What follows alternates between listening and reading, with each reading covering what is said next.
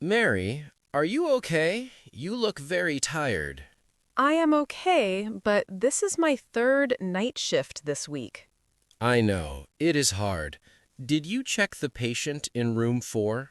Yes, his temperature is high.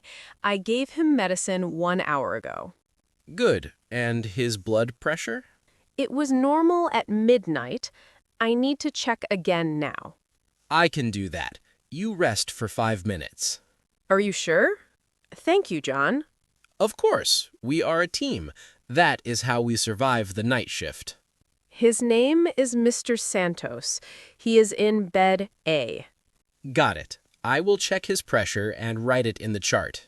John, wait. The monitor in room 4 is making a strange sound.